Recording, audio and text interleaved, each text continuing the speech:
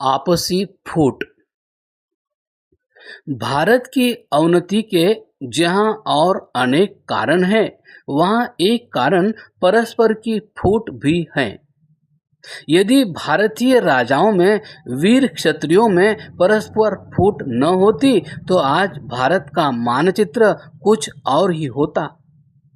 आपस की फूट ने भारतवर्ष को पराधीन और परतंत्र बना दिया।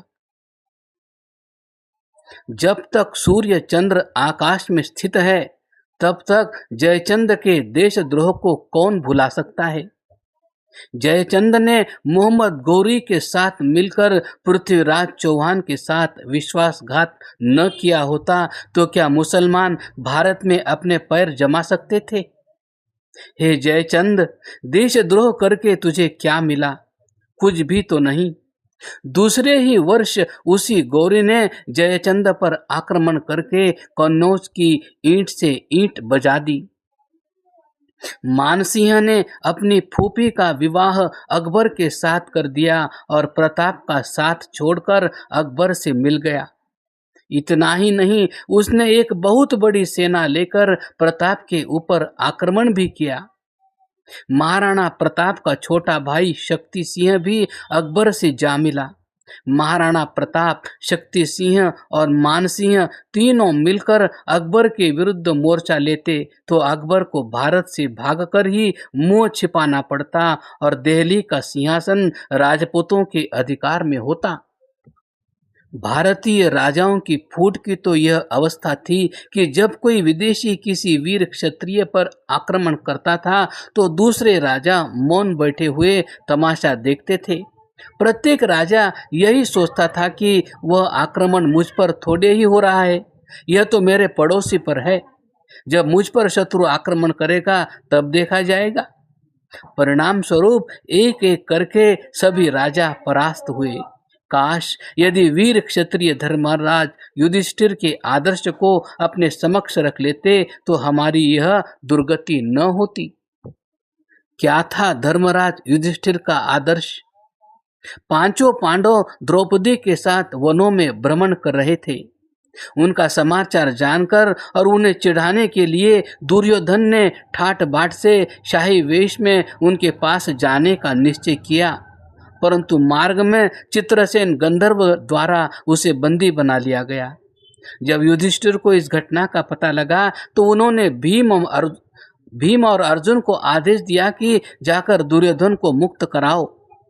भीम ने कहा, हमें क्या आवश्यकता है कि हम उसे छुड़ाने जाएं? वह हमें चिढ़ाने आया था, अब अपने किए का फल पा रहा है, उसे वहीं सड़ने दो।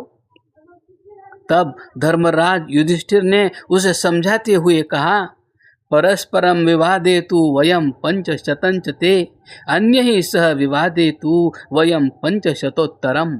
महाभारत वन पर्व।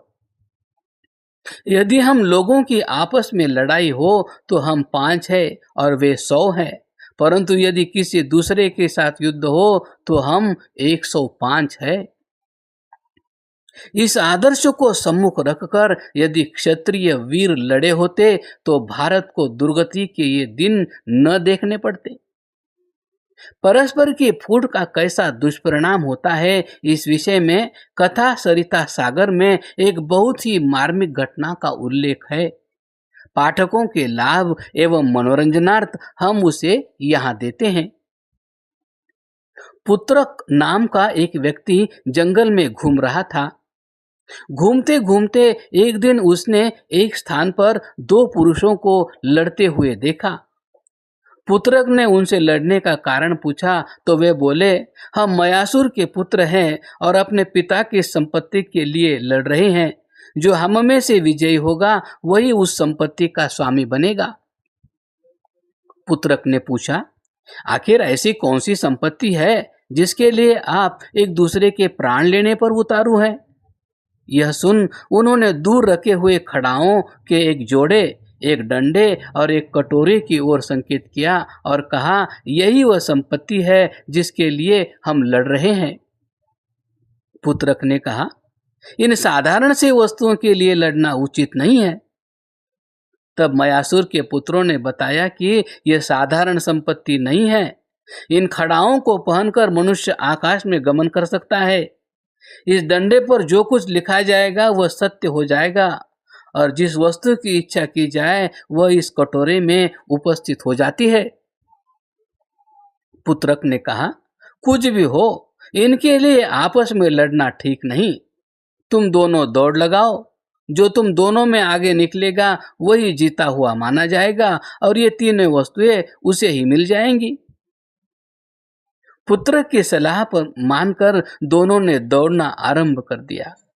पीछे से पुत्रक खड़ाओं को पहन तथा डंडा और कटोरा हाथ में लेकर आकाश में उड़ गया।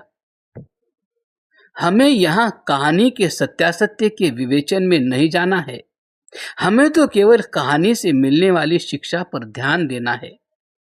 इस घटना से जो शिक्षा मिलती है उसे महर्षि दयानंद के शब्दों में यूं व्यक्त किया जा सकता है, जब आपस में भाई भाई लड़ते हैं तभी तीसरा विदेशी आकर पंच बन बैठता है। सत्यार्थ प्रकाश, दशम समुल्लास।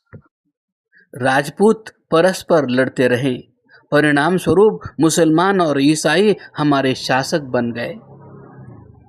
आपस की फूट से नाश सुनिश्चित है। वेद कहता है, मिथो विघ्नाना उपयन्तु मृत्युम, अथर्ववेद छठा कांड। परस्पर लड़ने वाले मृत्यु का ग्रास बनते हैं, नष्ट और भ्रष्ट हो जाते हैं। अंत में महर्षि दयानंद के कुछ शब्द स्मरण आ रहे हैं, जिनके लिखने का लोभ संवरण नहीं किया जा सकता।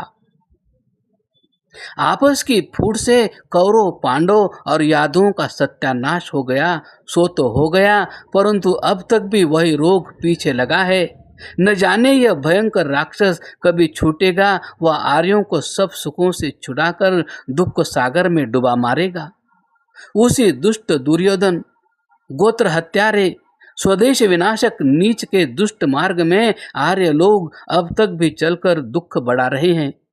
परमेश्वर कृपा करे कि यह राजरोग हम आर्यों से नष्ट हो जाए।